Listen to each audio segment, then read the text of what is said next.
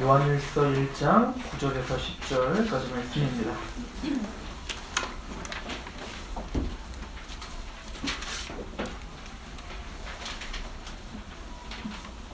요한일서 1장 9절에서 10절 한 목소리로 같이 봉독하도록 하겠습니다. 시작. 만일 우리가 죄를 자백하면 그는 기쁘시고 의로우사 우리 죄를 사하시며 우리의 모든 불의에서 깨끗하게 하실 것이요 만일 우리가 범죄하지 아니하였다 하면 하나님을 거짓말하는 이로 만드는 것이니 또한 그의 말씀이 우리 속에 있지 아니하니라. 아멘. 자, 기도하겠습니다. 만왕의 왕 되신 하나님, 주의 말씀 앞에 서는 우리의 마음을 겸손케 하시옵소서. 특별히 성령님이 조명하셔서 전하는 입술을 겸손케 하시며 듣는 우리의 생각과 마음을 열어 주시옵소서. 이 시간 온전히 하나님의 말씀만 우리의 왕이 되어 주시고 그 말씀만 우리를 통치하는 시간 되게 하옵소서. 이 시간도 성령 하나님께 우리를 위탁하며 예수 그리스도의 이름으로 감사하며 기도합니다. 아멘. 우리 요한일서 강해를 진행하고 있는데요. 강해를 하다가 특별히 기초 교리를 말하고 있는 부분들이 있으면 잠시 서서 우리가 마땅히 알아야 될 교리들을 좀 짚고 넘어가야겠다는 생각을 했습니다. 오늘은 특별히 회개에 대한 이야기를 같이 하려고 합니다. 오늘 말씀에 보면 1장 9절에 만일 우리가 우리 죄를 자백하면 그는 미쁘시고 의로우사 우리 죄를 사하시며 우리를 모든 불의에서 깨끗하게 하실 것이다 라고 말해요. 그러니까 우리라고 할 때는 이미 거기에 사도 요한도 포함되어 있는 거죠. 즉 구원받은 하나님의 백성들도 죄를 범하고 또 연약하고 넘어지죠. 그래서 오늘 말씀은 바로 우리가 반복적으로 하나님께 나아가 우리의 죄를 자복하고 또 자백하여 우리가 끊임없는 회개로 나가야 되는 그 이유에 대해서 오늘 이야기하고 있습니다. 성경은 회개를 두 가지 회개로 이야기를 합니다. 첫 번째는 바로 구원 얻을 회개, 생명 얻는 회개라는 것이 있고요. 하나는 반복적으로 하나님께 죽을 때까지 드려져야 되는 회개가 있습니다. 이 생명 얻는 회개, 구원받을 회개는 일생일 때 딱 한 번 있는 회개인 거예요. 이걸 우리는 회심이라고도 표현하고 있죠. 예를 들어서 사도행전 10장, 11장에 가면 고넬료라는 사람이 나옵니다. 근데 이 고넬료라고 하는 사람은 10장을 여러분들 읽어보면 그는 경건하여 온 집안으로 더불어 하나님을 경외했다. 또한 기도하고 구제도 많이 했고 또 환상도 봤죠. 즉 고넬료는 하나님 앞에 경건했던 사람이었습니다. 또 하나님을 경외하는 사람이었습니다. 그리고 그는 그 신앙을 단순히 자기 혼자만의 어떤 만족만을 위한 게 아니라 실제적인 구제 또한 하며 그렇게 실천하며 살았던 사람입니다. 또 사도행전 그 10장에 가만히 보면 고넬료 이방인이거든요. 그 이달리아다의 백부장이라 이렇게 표현하는 로마 장군이에요. 원래 이제 유대인들은 아무리 뭐 자기들이 식민지 생활을 하고 있지만 아무리 로마 사람이라 할지라도 영적으로 보면 그들은 외인이고 그들은 버려진 자라고 생각을 했었단 말입니다. 영적인 어떤 선민의식이 강했지 않습니까? 그런데 그 고넬료가 얼마나 하나님을 경외하고 하나님 앞에 경건했던지 온 이스라엘로 하여금 그 고넬료가 칭찬을 받았다라고 성경은 쓰여져 있어요. 그런 고넬료에게 하나님은 환상을 통해서 천사를 보내서 그 당시 이제 욥바에 그 베드로가 있었는데 너는 욥바에 가서 베드로를 청하라. 그래서 베드로를 청해서 구원받을 말씀을 들어라 라고 말하는 거예요. 그러니까 경건했고 하나님을 경외했고 온 집안으로 더불어 그죠? 하나님을 섬긴다고 했고 또 구제도 많이 하고 항상 기도했던 고넬료인데 아직 구원 얻을 말씀을 몰랐던 거죠. 즉 로마서 10장 2절 3절에 있는 것처럼 너희가 하나님께 열심은 있으나 바른 지식, 올바른 지식을 따르지 않고 하나님의 의를 모르고 자기 의를 힘쓰다가 하나님의 의에 복종하지 아니했다 라고 하는 말과 같겠죠. 고넬료는 하나님께 열심히 있었지만 올바른 지식을 따르지 않았습니다. 즉 올바른 복음을 잘 몰랐다는 얘기인 거예요. 그래서 하나님은 고넬료에게 그 환상을 보여준 이후에 이제는 그 하인을 이제 욥바로 출발시키면서 하나님은 또 베드로에게 똑같은 비슷한 환상을 보여주시죠. 하나님이 그 베드로가 지붕에서 하나님께 거기에 지붕이 이제 기도 처소입니다. 기도를 하고 있는데 보자기가 내려오는 겁니다. 그 보자기를 보니까 부정한 짐승들이 가득 담겨 있는 거예요. 우리로 말하면 이제 뭐 족발, 오징어 뭐 이런 게 있었겠죠? 그리고 먹어라 라고 하는 거예요. 이거 먹어라. 우리 같으면 먹죠. 얼마나 맛있어요. 근데 이제 이 베드로가 어떻게 하죠?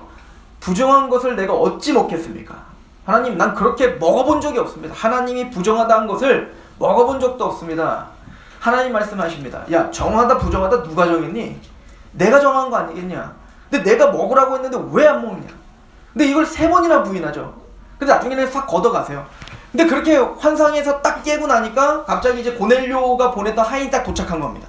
그리고는 우리 주인이 당신을 청합니다. 그래서 우리 주인에게, 고넬료에게 이렇게 천사가 와서 욥바에 있는 시몬 베드로를 청해서 구원 얻을 말씀을 들으라 했습니다.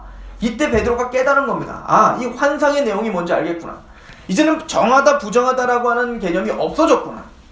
이제는 이방인은 더럽고 유대인들은 깨끗하다라고 하는 어떤 선민의식도 없어지는 거구나. 이 벽이 무너졌구나. 이제는 예수 그리스도로 말미암아 이제 이방인들도 복음을 듣고 돌아올 수 있구나. 그래서 최초로 이방인 중에 복음을 들은 사람이 이제 고넬료가 되는 거예요. 그럼 정말 이 베드로가 고넬료에게 가서 복음을 전하죠. 그 장면을 잠깐 보겠습니다. 사도행전 11장입니다. 사도행전 11장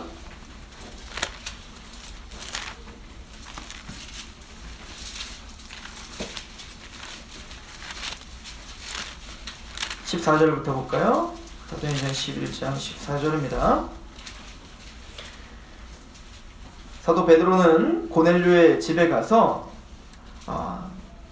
하나님의 명령대로 구원받을 말씀을 전파합니다. 14절입니다. 그가 나와 내 온 집이 구원받을 말씀을 내게 이르리라 함을 보았다 하거늘. 즉 구원받을 말씀, 복음을 전한 거죠. 그래서 어떤 일이 벌어집니까? 15절 내가 말을 시작할 때 성령이 그들에게 임하시기를 처음 우리에게 하신 것과 같이 하는지라. 내가 주의 말씀에 요한은 물로 세례를 베풀었으나 너희는 성령으로 세례를 받으리라 하신 것이 생각나노라. 정확하게 용어들이 정리가 되어 있죠. 베드로가 복음을 전했더니 그 복음을 전하자마자 말을 시작하자마자 누가 임하십니까? 성령님이 임하시더라 라고 이야기합니다. 그리고 뭐라고 하죠? 16절 내가 주의 말씀에 요한은 물로 세례를 베풀었으나 너희는 성령으로 세례를 받으리라 하신 것이 생각나. 이게 뭐라는 거예요? 성령 세례구나 라는 걸 깨달은 거죠. 그러니까 성령 세례는 뭐냐면 정확한 복음이 선포됐을 때 성령님이 임하셔서 그 성령님이 그 말씀을 인쳐주시는 걸 말하는 거예요. 그 말씀을 깨닫게 되고 그 말씀이 믿어지고 그 말씀에 같이 연합되는 상황이 되는 거죠. 이것을 데살로니가서 1장 5절은 말하죠. 너희 복음이 너에게 말로만 임한 것이 아니라 성령과 능력과 성령과 큰 확신으로 임했다. 그러니까 우리가 전파하는 복음은 말로 전하죠. 물론 말로 전하지만 그 복음에는 능력이 나타나는 거예요. 하나님의 말씀엔 능력이 나타나죠. 운동력이 있어서 살아서 운동력이 있어서 영과 골수를 찔러 쪼개기까지 하는 것처럼 우리가 전파하는 하나님의 복음은 하나님의 능력이 나타나 거기에 뭐죠? 믿음에서 믿음에 이르게 하는 능력이 있는 거죠. 마찬가지로 우리가 복음을 전파할 때 그 복음엔 능력이 있습니다. 우리의 죄를 사할 수 있는 능력, 우리가 하나님의 자녀가 되게 하는 능력, 지옥에서 흑암의 권세에서 우리를 건져내사 사랑의 아들의 나라로 옮기시는 능력이 복음에 있는 줄 믿으셔야 되는 거예요. 그런데 복음이 너에게 말로만 임한 게 아니라 그 능력과 거기 누가 임하십니까? 성령이 임하시는 겁니다. 성령님이 함께 임하셔서 그 말씀을 인쳐주시고 믿게 하시며 우리의 마음을 여시는 거예요. 사도행전 14장에도 보면 사도 바울이 빌립보에 갑니다. 그곳에 가서 제일 먼저 만난 사람이 루디아라고 하는 여자인데 그 여자에게 사도 바울이 복음을 전합니다. 그랬더니 거기에 말씀이 뭐라고 써있냐면 주께서 그 루디아의 마음을 열어 바울의 말을 청종케 하시는지라. 즉 복음을 전할 때 성령님이 그의 마음을 여시는 겁니다. 그의 마음을 여시고 믿게 하시고 믿어지게 하는 역사가 일어나는 거죠. 복음이 하나님의 능력이 나타나는 것입니다.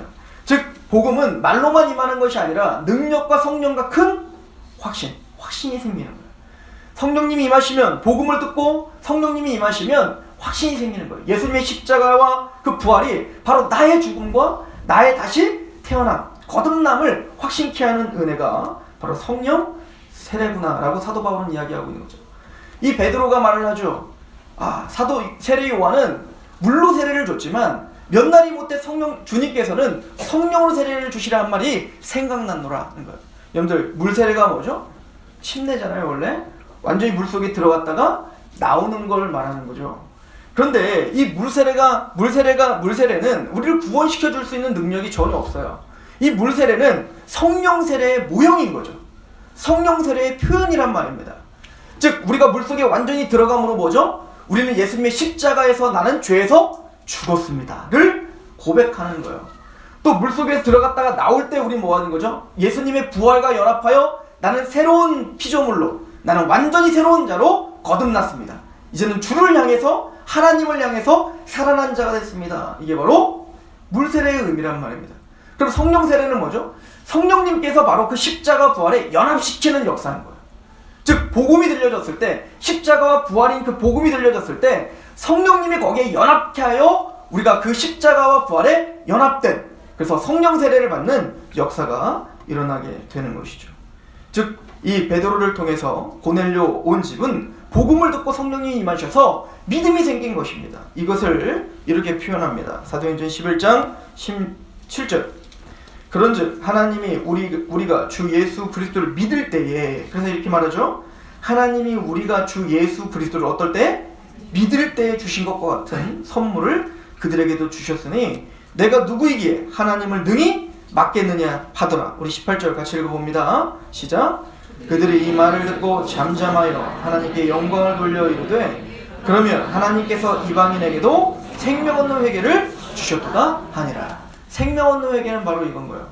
성령님께서 요한복음 16장에 성령님이 오시면 죄에 대해서, 의에 대해서, 심판에 대해서 깨닫게 하신다는 것입니다. 우리는 만물보다 심히 부패한 우리들은, 우리가 부패하고 죄인인데도 불구하고 우리가 얼마나 죄인인지를 알지 못하고 산단 말이에요. 나는 꽤 괜찮은 사람이라고 알면서 산단 말입니다.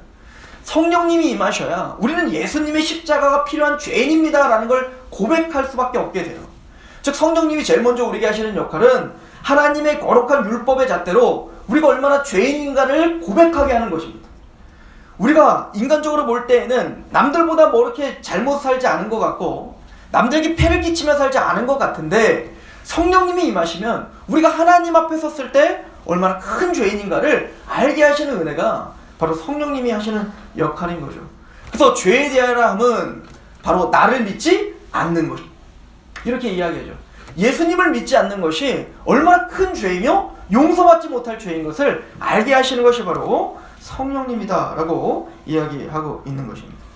즉 성령님이 우리의 죄를 깨닫게 하셔서 그 예수 그리스도로 말미암아 구원을 받아야 우리는 하나님 나라의 하나님의 자녀가 된다라고 하는 것을 믿게 하는 역사, 이게 바로 성령님이 하시는 역사예요. 즉 우리의 심령을 가난하게 하시는 거죠. 오직 길이요 진리요 생명이신 예수 그리스도로 말미암지 않고는 나는 구원을 받을 수 없습니다라고 하는 의기의식을 갖게 하는 거, 이게 바로 성령님이 하시는 역사다라고 이야기하는 것이죠. 즉 생명 얻는 회개란 우리가 하나님 앞에 반역죄로, 하나님 앞에 죄인으로서 우리는 지옥에 갈 수밖에 없는 자입니다. 그래서 우리는 예수 그리스도를 믿음으로 말미암아 우리 하나님의 자녀가 되었습니다. 예수님의 십자가로 내가 죄사함을 받고 예수님의 부활에 연합하여 나는 하나님의 친 자녀가 되었습니다 라고 고백하는 성도가 되는 거예요. 이게 바로 성령님이 하시는 역할입니다. 이것을 바로 생명 얻는 회개라고 오늘 이야기를 하고 있죠. 로마서 8장 1절에 그러므로 그리스도 안에 있는 자에게 결코 정죄함이 없느니라. 그렇게 예수 그리스도의 십자가 부활에 연합된 하나님의 백성들은 결코 정죄함이 없습니다. 이젠 죄인 취급하지 않겠다는 거예요. 하나님이 우리를 의롭다 해주시겠다는 것입니다. 하나님은 우리를 하나님의 백성으로, 하나님의 자녀로 불러주시겠다라고 이야기하는 것입니다. 이쯤에서 우리는 질문을 하나 해야 되는 거예요. 구원받은 하나님의 백성들은 죄를 범할까요? 안 범할까요? 범하는 거예요. 구원파라는 이단이 있습니다. 그 구원파와 참된 복음이 다른 점이 있어요. 구원파를 만나보시면 이 구원파가 세 가지 종류가 있거든요. 박옥수라고 하는 교주를 따라다니는 구원파가 있고요. 그 다음에 권신찬이라고 하는 사람이 만든 구원파가 있습니다. 이 권신찬의 사위가 바로 유병원이었던 거예요. 우리 세월호 사건 때문에 유명해졌던 그 유병원. 그 유병원 또 그 권신찬 밑에서 전도사 생활하다가 이제 또 독립한 사람이 있는데 바로 이요한이라고 하는 사람이에요. 이 사람들이 교리가 다 똑같아요. 근데 서로는 이단이라고 해요. 재밌죠? 교리가 똑같은데 서로는 또 이단이라고 하죠. 자, 이 사람들의 특징이 있습니다. 이 사람들은 예수님의 은혜, 예수님의 긍휼, 자비, 사랑을 강조합니다. 믿음을 강조합니다. 은혜를 강조한다는 얘기인 거예요. 근데 이 사람들의 특징은 뭐냐면 예수님을 믿음으로 말미암아 우리가 의롭다함을 받았으면 우리는 더 이상 죄를 짓지 않는다라고 믿는 거예요. 그래서 박옥수라고 하는 사람이 책을 쓴 거에 뭐 거듭남의 비밀이라는 책이 있어요. 거기에 서론에 어떤 얘기가 나오냐면 이 사람이 대전에서 이제 개척을 했나 봅니다.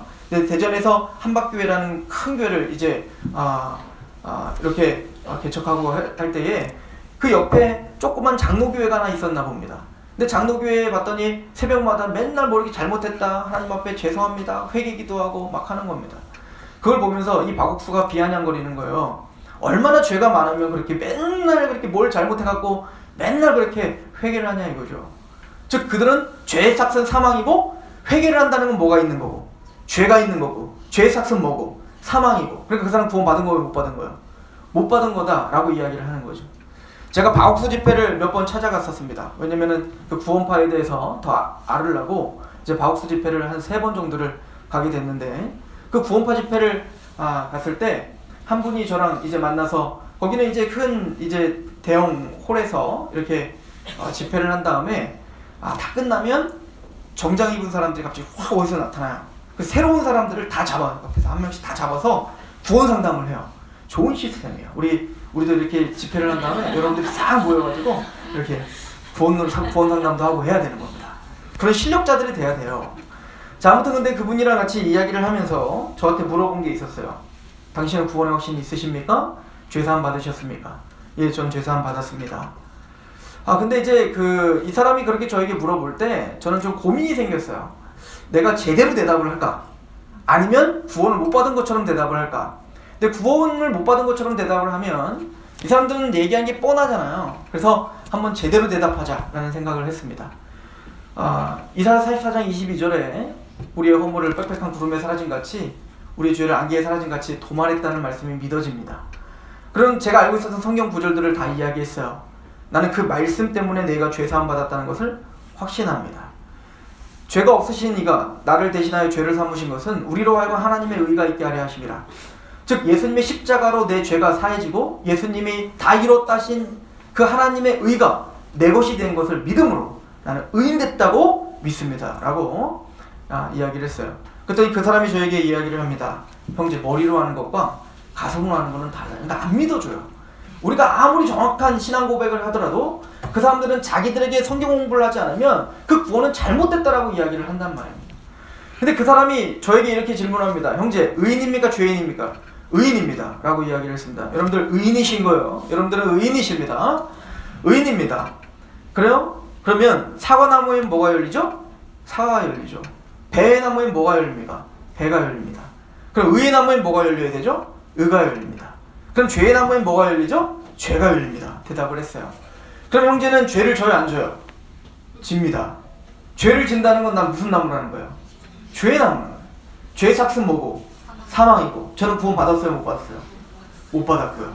이런 논리로 우리에게 공격을 하는 게 바로 구원파인 거야. 그 사람도 성경을 모르는 겁니다. 성경을 정확하게 이해 못하는 거예요. 자, 따라하세요. 우리는 의인이면서 죄인입니다. 뭐라고요? 의인이면서 죄인입니다. 우리가 성경과 복음을 알면 우리가 의인이면서 죄인이라는 말이 무엇인지를 알게 되는 거예요. 우리 시편 89편을 가봅시다. 시편 89편.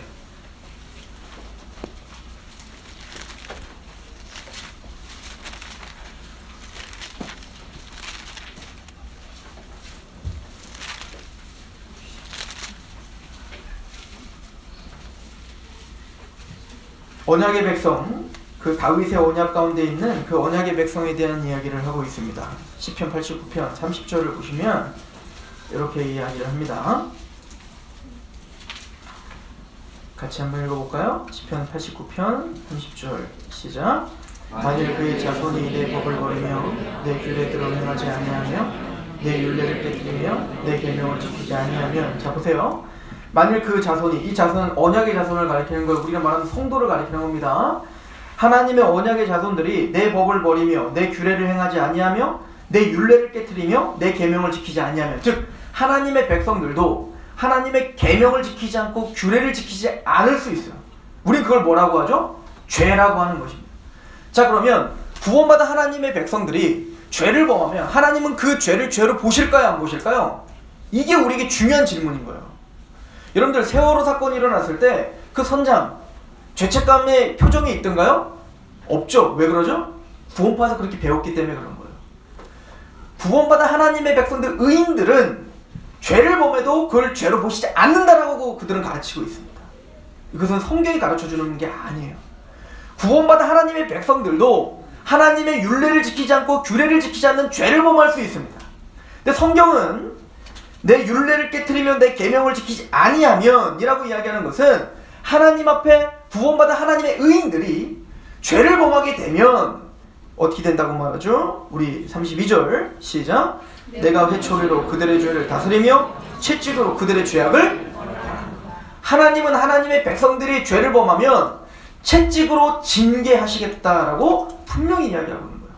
구원받은 하나님의 백성들의 죄를 죄로 보시는 겁니다. 그런데 우리 그 다음 구절 보세요. 33절 34절 시작. 그러나 나의 인자함을 그에게서 다 거두지는 아니하며 나의 성실함도 패하지 아니하며 내 언약을 깨트리지 아니하고 내 입술에 낸 것은 변하지. 그러나 하나님의 인자함과 또 하나님의 성실함을 패하지 아니하며 하나님의 언약은 깨트리지 않겠다. 우리가 죄를 범하면 우리가 죄를 범했다고 해서 하나님의 언약이 취소되는 건 아니라는 거예요.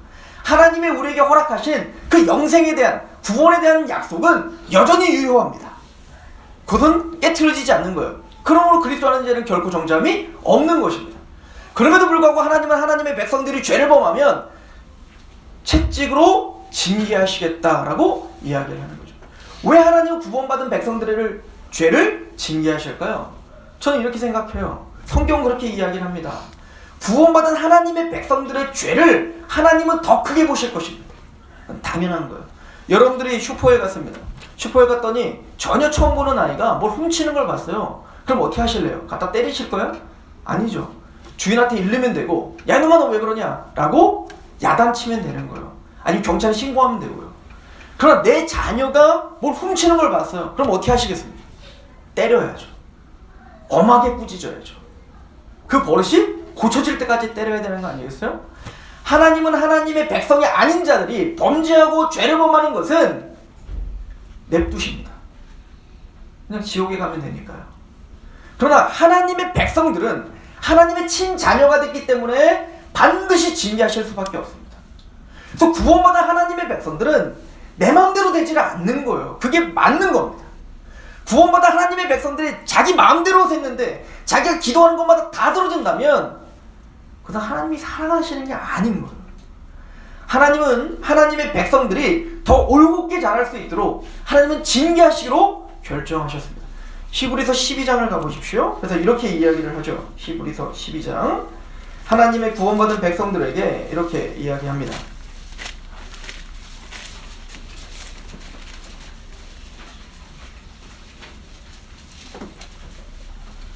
하나님은 세상을 향해서 죄와 싸우라고 말하지 않습니다. 그들은 죄와 싸울 수도 없습니다. 하나님은 하나님의 백성들에게 말합니다. 죄와 싸우라는 거예요. 근데 죄와 싸우도 어떻게 싸우라죠? 우리 4절입니다. 12장 4절 시작. 너희가 죄와 싸우되 아직 피 흘리기까지 대항하지는 아니하고. 하나님의 백성들에게 말합니다. 죄와 싸우되 피 흘리기까지 싸우라. 죄와 타협하지 말라는 거예요. 세상에는 이렇게 말하지 않습니다. 하나님의 백성들이기 때문에 말하는 거예요. 근데 왜 우리가 죄와 싸우되 피 흘릴까지 싸우지 않죠? 그 이유를 히브리서 기자는 이렇게 이야기합니다. 5절 또 아들들에게 권하는 것과 같이 너에게 권면하신 말씀을 잊었기 때문이다. 네가 뭔가를 잊고 사는구나. 너희가 뭔가를 잊고 살기 때문에 그렇게 그냥 마음대로 사는구나. 죄와 싸우지 않는구나 라고 하나님 백성들에게 말합니다. 그게 뭐죠? 내 아들아, 주의 징계하심을 받을 때 어떻게 여기지 말라? 경히 여기지 말라. 이 경히 여긴다는 게 뭐죠? 가볍게 여기지 말라는 거예요. 하나님의 징계하심을 우습게 여기지 말라는 겁니다. 한 대 때려서 말 안 들으면 두 대 때릴 거고, 두 대 때려서 말 안 들으면 세 대 때리고, 세 대 때려서 말 안 들으면 엄청 맞을 거예요. 그러니까 하나님은 하나님의 백성들과 타협하지 않는 거예요. 죄와 타협하지 않는 분이라는 거죠. 그러나 또 하나, 그에게 꾸전을 받을 때는 그러나 뭐 하지 말라? 낙심하지 말라. 우리가 뭔가 내 맘대로 되지 않고 우리 부모님이 뭔가 안 해줄 때 내가 자녀가 아닌가? 우리는 쉽게 어린 자녀들을 그렇게 생각할 수가 있죠. 마찬가지로 우리가 하나님 앞에 그럴 수 있다는 거예요. 하나님이 우리를 엄하게 꾸중하실 때 나는 구원받지 못했는가? 라고 생각하지 말라는 겁니다. 하나님의 징계가 있을 때 그 징계를 경히 여기지 말라. 또한 그 징계가 있을 때 그 징계 때문에 내가 낙심하진 말라라고 말합니다. 왜 그렇죠? 6절, 주께서 그 사랑하시는 자를 징계하시고 그가 받아들이시는 아들마다 책찍질 하심이라 하셨으니 너희가 참으면 징계를 받기 위함이라. 하나님이 아들과 같이 너희를 대우하시나니 어찌 아버지가 징계하지 않는 아들이 있으리요. 징계는 다 받는 것이거늘 너에게 없으면 사생자요 친아들이 아니니라. 우리에게 징계가 없다면 우리는 하나님의 자녀가 아닌 거예요. 그렇죠? 여러분들, 자녀들을 징계할 때 우리는 어떤 마음으로 하죠? 누구를 위해서 하죠? 내 자녀를 위해서 징계하죠. 나를 위해서 징계하지 않아요. 근데 솔직하게 생각해보세요. 가끔은 내 성질에 못 이겨서 징계할 때 많잖아요. 그죠? 육체의 부모는 그렇다니까요. 너를 위해서야 라고 막 야단치지만 사실은 너 때문에 내가 지금 즉 우리 육체적인 부모는 너 때문에 내가 너를 위해서 너 잘되라고 징계해 라고 말하지만 가끔은 내 성질을 못 이겨서 징계할 때도 있다고요. 살아계신 하나님은 그렇게 하시지 않는다는 겁니다. 오늘 말씀을 보십시오. 우리 9절입니다. 또 우리 육신의 아버지가 우리를 징계하여도 공경하였거든 하물며 모든 영의 아버지께서 더욱 복종하며 살려 하지 않겠느냐? 그들은 잠시 자기의 뜻대로 우리를 징계할 거니와. 그죠? 우리 뜻대로 징계해요. 그러나 오직 하나님은 우리의 유익을 위하여 그의 거룩하심에 참여하게 하시느니라. 그러나 하나님은 100% 우리를 위해서 하나님은 징계하신다라고 이야기를 합니다. 제가 이런 이야기를 할 때 꼭 이해하러 드는 게 있는데, 저는 우리 아이가 그 첫 번째 아이가 태어나기 전에 책을 좀 많이 봤어요. 양육 책을 많이 봤어요. 그래서 제가 결단을 내린 게 몇 가지가 있었어요. 첫 번째는 우리 아이에게는 절대 핸드폰을 보여주지 않는다. 두 번째, TV를 사지 않는다. 세 번째, 우리 아이에게 사탕이나 초콜릿과 같은 그런 불량식품을 사주지 않는다. 유기농만 먹인다. 이게 저의 확고한 다짐이었습니다. 근데 우리 아들을 보시면 아시겠지만 핸드폰을 붙잡고 있고요. TV를 보고 초콜릿과 사탕을 즐겨합니다. 왜 그러죠? 제가 불성실한 아버지이기 때문에 그렇습니다. 즉 우리 자녀를 위해서 그렇게 결정을 하지만 내가 불편한 거예요. 내가 좀 공부하고 책 봐야 되는데 얘가 자꾸 떼를 써요. 그럼 TV 틀어주는 겁니다. 또 얘랑 싸우기가 싫은 거예요. 그러니까 사탕 하나 주는 거예요. 그럼 조용해지니까. 그러니까 우리는 불성실해서 그 아들, 자녀와 타협을 한단 말입니다. 그게 안 좋은 걸 알면서도 타협해요. 그럼 하나님은 불성실하신 아버지가 아니신 거예요.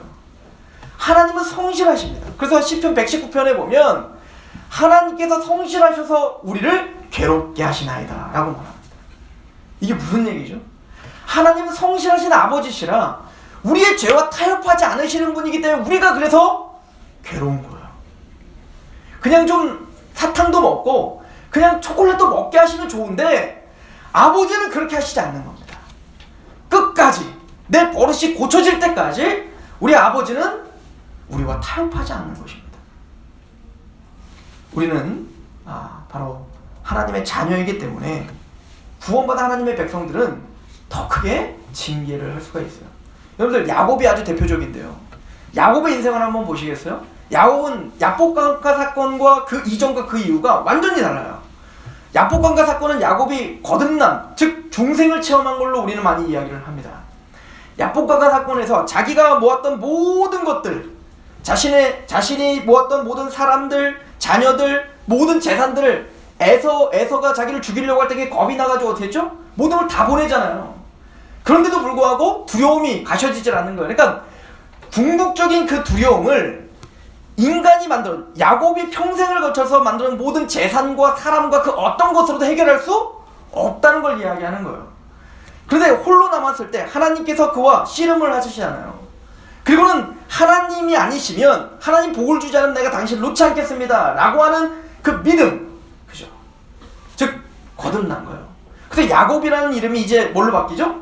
이스라엘, 하나님을 이긴 자라고 하는 이름으로 바뀐단 말입니다. 자, 그런데요, 하나님이 이스라엘이 된 야곱, 그 야복강가 사건 이전에는요, 야곱이 얼마나 하나님의 말씀대로 살지 않았나요? 즉 아버지를 속이고 형을 속여서 어떻게 했어요? 도망자가 되잖아요. 라반님의 집에 가서도 그 라반을 속인 것 때문에 나중에 도망자가 되는 거 아니겠어요? 그러나 하나님은 그때마다 야곱을 직접적으로 징계하거나 야단을 치지 않습니다. 뒤수습해 주시죠. 그죠? 합력하여 선을 이루게 하시죠. 그런데 이스라엘이 된 이유는 다릅니다. 이스라엘이 된 이후에 야곱이 베델에 가서 하나님 앞에 제단을 쌓기로 이미 약속을 했었단 말입니다. 선을 했었다고요. 근데 베델까지 가지 않고 세겜 땅에서, 세겜이 살기 좋으니까 그 세겜 땅에서 그냥 눌러앉아 살려고 했더니 하나님이 직접적으로 손을 대시더라는 것이죠. 그 딸이 강간을 당하고 살육이 일어나죠. 그때 야곱에게 하나님이 직접 뭐라고 하시죠? 너는 나와 약속한 베델로 가. 왜 그럴까요? 이스라엘이기 때문에 그렇습니다. 이스라엘답게 행동하라는 겁니다. 이제 이스라엘답게 살자는 것이죠. 구원받은 하나님의 백성들에게는 그래서 더 징계가 있는 거예요. 그래서 회개가 필요합니다. 오늘 말씀에 보면 너희 죄가 있을 때 그 죄를 자백하면 미쁘시고 의로우사 그 모든 죄를 사해 주신다라고 이야기를 합니다. 하나님께서는 우리의 죄가 있을 때 그래서 빨리 하나님께 자복하고 어떻게 하래요? 자백하는 거예요. 왜 하나님은 우리의 죄를 자백하라고 하실까요? 우리 자녀들에게 뭔가 잘못하고 왔어요. 우린 다 알고 있죠. 내 자녀가 뭔가 잘못했다는 걸 알고 있다고요. 그런데 물어보죠. 너 뭐 잘못했어? 말해, 빨리 이야기하죠. 몰라서 물어보는 게 아니에요. 알지만 물어봐요. 왜 물어보는 거죠? 내가 이걸 잘못했습니다라는 고백을 받아내는 거예요. 그래야 내가 무엇을 잘못했는지, 왜 내가 혼나는지를 정확하게 알고 또 그것이 왜 잘못인지를 인식시켜주는 거죠. 마찬가지로 하나님도 우리에게 자백하라고 말씀하시는 겁니다. 왜죠? 우리 죄를 하나님께 자백할 때 이것이 죄라는 인식이 생기는 거예요. 근데 반복적인 회개를 하지 않으면, 구원받은 하나님 백성들이 반복적인 회개를 하지 않으면 더 큰 징계가 올 수 있겠죠. 또한 반복적인 회개를 하지 않으면 그 죄에 무뎌지게 되어 있습니다. 그게 왜 죄인지를 인식할 수가 없어요. 그래서 하나님은 우리의 죄가 있을 때 자백하라 라고 이야기를 하고 있는 것입니다. 오늘 본문을 다시 한번 가보시겠어요? 요한 1서에 보시면 또 하나 징계를 받을 수 있기 때문이기도 그렇지만, 이제 다음 시간에도 우리가 배우겠지만 요한 1서 3장을 한번 가보세요. 3장 21절입니다. 3장 20절부터 보시면, 이는 우리 마음이 혹 우리를 책망할 일이 있어도 하나님은 우리 마음보다 크시고 모든 것을 아시기 때문이라.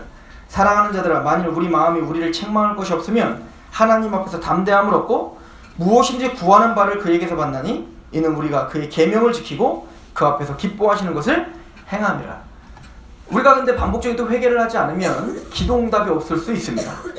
한번 생각해 보세요. 여러분들, 내 자녀가 지금 오는데 내 자녀에게 지금 화가 나 있습니다. 굉장히 잘못한 것을 인식했다고요. 오기만 하면 이놈의 자식 그냥 그렇게 기다리고 이거 몽둥이를 준비해놨는데 내 자녀가 오자마자 엄마 나 돈 좀 줘. 그럼 어떻게 하실래요? 돈 주시겠어요? 때려야지. 하나님도 마찬가지인 거예요. 하나님과 우리의 관계는 바로 그런 인격적인 관계인 것입니다. 하나님 앞에 간구하기 전에 그래서 우리는 먼저 뭐 해야 되는 거죠? 엄마, 아빠, 내가 이걸 잘못했습니다.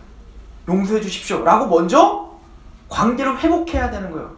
마찬가지로 우리도 하나님 앞에 기도하기 전에 먼저 우리의 죄를 고하고 그 죄가 사해지고 하나님과의 관계가 회복돼야 우리 기도에 응답이 있지 않겠어요? 그래서 오늘 말씀에도 보면 이는 우리 마음이 혹 우리를 책망할 일이 있어도 하나님 우리 마음보다 크시고, 무슨 얘기죠? 우리가 볼 때 그게 죄라면 하나님 보시기에 그게 얼마나 더 큰 죄겠냐 이거죠. 21절 사랑하는 자들아, 만일 우리 마음이 우리를 책망할 것이 없으면 하나님 앞에서 담대함을 얻고 무엇인지 구하는 바를 그에게서 만나니 이는 우리가 그의 계명을 지키고 그 앞에서 기뻐하시는 것을 행함이라 라고 이야기를 하고 있는 것입니다. 그러나 구원받은 하나님의 백성들은 반복적인 회개를 징계받기 두려워서 또 기동답을 받기 위해서 회개하는 것은 아니에요. 궁극적인 우리가 회개하는 반복적인 회개를 해야 되는 이유는 구원받은 심령은 반복적인 회개를 할 수밖에 없게 되어 있습니다. 진짜 참된 구원, 생명 없는 회개를 하는 백성들은 매일매일마다 하나님 앞에 반복적인 회개를 할 수밖에 없게 되어 있어요. 오늘 이 말씀만 나누고 마치려고 하는데, 로마서 1장과 로마서 7장을 제가 좀 비교해 드릴 겁니다. 로마서 1장, 2장, 3장은 구원받지 않은 사람들의 죄에 대해서 이야기를 합니다. 로마서 7장은 똑같은 죄지만 구원받은 자들의 죄에 대한 이야기를 합니다. 그래서 로마서 1장에는 그 죄의 목록들을 쭉 이야기하고 있는데 그 죄의 특징을 한마디로 이야기를 하는데요. 한번 가보시겠어요? 로마서 1장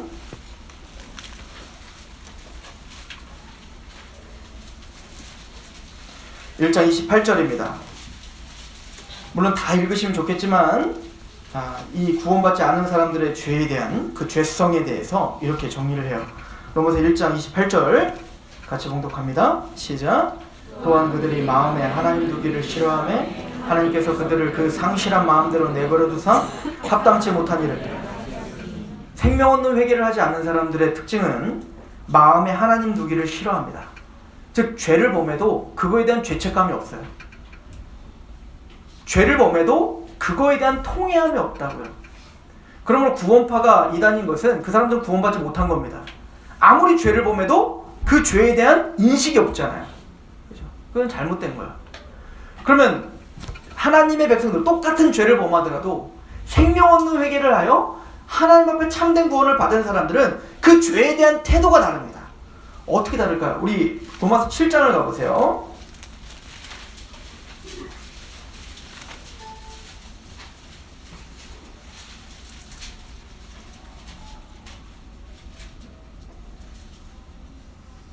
로마서 7장 19절입니다. 제가 읽어볼게요.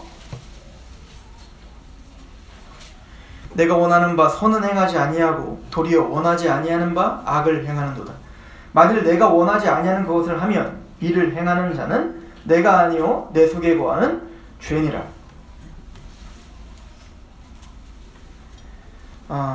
그러므로 내가 한 법을 깨달았노니 곧 선을 행하기 원하는 나에게 악이 함께 있는 것이니라. 지금 사도 바울이 이렇게 이야기를 하죠. 곧 선을 행하기 원하는 나에게 악이 함께 있다. 이게 구원받은 자의 갈등인 거예요. 우리는 선을 행하고 싶습니다. 하나님 말씀대로 살고 싶다고요. 왜냐하면 22절, 23절 같이 읽어보세요. 시작. 내 속사람은 하나님의 법을 즐거워하되 내 지체 속에 한 다른 법이 내 마음의 법과 싸워 내 지체 속에 있는 죄의 법으로 나를. 우리는 마음으로 내 속사람은 하나님의 법을 즐거워합니다. 이게 구원받은 자예요. 마음을 다하고 뜻을 다하고 목숨을 다하여 주 하나님을 사랑합니다. 그래서 그 하나님을 사랑하는 하나님의 말씀을 존중하고 그 율례대로 행하고 싶다고요. 어쩌든 예배자가 되고 싶고 하나님의 말씀대로 순종하고 싶고 그렇게 살고 싶은 마음이 굴뚝 같다고요. 근데 내 안에 또 다른 법이 있어요. 그게 뭐죠? 죄의 법인 거예요. 우리는 또 연약한 육체 갖고 있어서 우리는 또 넘어지고 또 쓰러지는 겁니다. 23절에 그래서 뭐라고 말하죠? 내 지체 속에 한 다른 법이 내 마음의 법과 싸워 내 지체 속에는 죄의 법으로 나를 사로잡는다. 이 죄가 하나님 말씀대로 살고 싶은데 그 죄가 나를 또 사로잡아 또 죄를 짓게 하고 넘어지게 하고 우리를 또 연약하게 무너뜨리는 겁니다. 이것을 바라보는 거예요. 그래서 사도 바울은 하나님의 법을 사랑하는데 또 그렇게 살지 못하는 자기 자신을 바라보면서 뭐라고 고백하죠? 24절 시작. 오라 나는 곤고한 사람이로다. 이 사망에서 누가 나를 건져. 곤고한 사람. 이 곤고하다라는 뜻이 이게 전쟁 포로 이야기거든요. 전쟁 그 당시에 로마 시대 때 이제 전쟁을 하면 포로를 다 데려갈 수가 없잖아요. 그럼 포로를 다 죽이고 간단 말입니다. 근데 이 죽일 때 어떻게 죽이냐면 이미 죽어있는 시체가 있어요. 죽어있는 시체는 뭐죠? 썩어 들어가고 거기는 뭐죠? 구더기들이 바글바글 할 거란 말이에요. 그런데 그 죽어있는 시체와 살아있는 그 포로를 같이 묶어놓는 거예요. 그리고 그냥 가는 겁니다. 그럼 어떻게 될까요? 그 살아있는 사람이 죽어있는 시체가 썩어 들어가면서 어떻게 해요? 살아있는 생사를 같이 파먹으면서 썩어 들어가게 하는 거예요. 그렇게 죽게 하는 겁니다. 이게 비참인 거예요. 이게 곤고인 겁니다. 사도 바울은 바로 구원받은 하나님 백성으로서 마음을 다해 뜻을 다해 목숨을 다해 하나님을 사랑하고 그 말씀대로 살고 싶은 마음이 있는데 우리의 영은 새로운 사람이 되어서 하나님의 말씀대로 살고 싶은데 내 안에 꼭 그 썩어있는 그 시체가 나를 파먹어 들어가는 것처럼 그 죄가 나를 또 사로잡아 죄 가운데 넘어뜨리는구나. 이것이 비참한 거예요. 너무 죄송합니다. 곤고합니다. 이게 구원받은 자의 태도인 겁니다. 하나님의 백성들은 하나님 말씀대로 살지만 그러지 못해요. 또 넘어집니다. 그런데 그 넘어지는 것이 당연하듯 보이는 게 아니라 죄송스러운 겁니다. 하나님 앞에 죄스러운 거예요. 오라 나는 곤고한 사람입니다. 라는 고백을 하는 거죠. 그래서 매일매일 하나님 앞에 반복적인 회개를 할 수밖에 없는 것입니다. 매일매일 반복적인 회개를 하지 않는다는 것은 회개의 심령이 나타나지 않는다는 것은 구원받지 못한 심령이겠죠. 그래서 예수님도 산상수훈에 뭐라고 하죠? 심령이 가난한 자는 복이 나니 천국이 저희 것이다. 심령이 가난한 자가 천국을 소유할 수 있는 겁니다.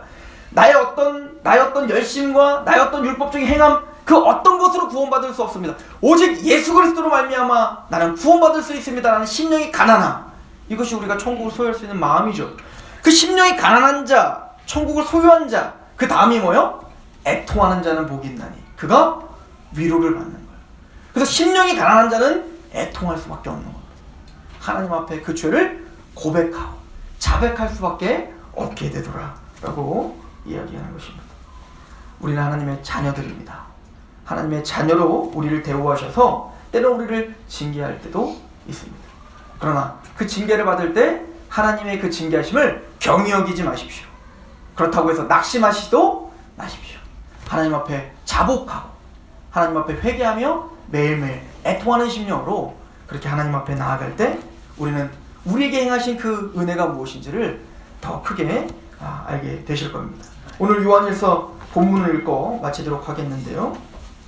요한일서 1장 9절 10절 다시 한번 같이 읽어볼까요? 시작. 만일 우리가 우리 죄를 자백하면 그는 미쁘시고 의로우사 우리 죄를 사하시며 우리를 모든 불의에서 깨끗하게 하실 것이요 만일 우리가 범죄하지 아니했다 하면 하나님을 거짓말하는 이로 만드는 것이니 또한 그의 말씀이 우리 속에 있지. 하나님의 말씀과 복음이 있는 자는 우리 안에 죄가 있다는 것을 인정합니다. 그리고 하나님 앞에 자백하며 나갑니다. 주는 미쁘시고 의로우십니다. 우리의 죄를 언제든지 용서하시기로 결정하셨습니다.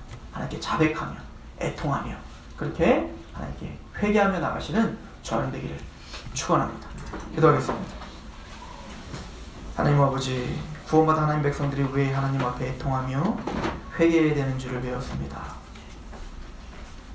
마음으로는 하나님의 법을 사랑하고 주의 뜻대로 살고 싶은 마음이 있지만 우리 안에 또 다른 법이 있어 우리를 또 사로잡아 죄에 넘어지게 합니다. 하나님, 이것이 너무나 비참한 또 우러나는 곤고한 사람이라고 고백할 수밖에 없는 아버지, 우리는 비참한 자들입니다. 그럼 우리를 또 받아주시고 우리를 또 용서하시기로 결정하신 하나님 앞에 그 십자가를 붙들고 또 우리는 나가오니 우리 죄를 용서하시고 우리를 아버지 더 깨끗하게 정결케 하여 주옵소서. 하나님 성실하셔서 우리를 거룩한 하나님의 자녀답게 이스라엘답게 만드시고야 마시는 우리의 참된 하나님이심 또 우리의 아버지심을 믿고 간구하오니 한 주간도 우리를 긍휼히 여겨주시고 우리를 붙들어 주옵소서. 예수 그리스도의 이름으로 감사하며 기도합니다.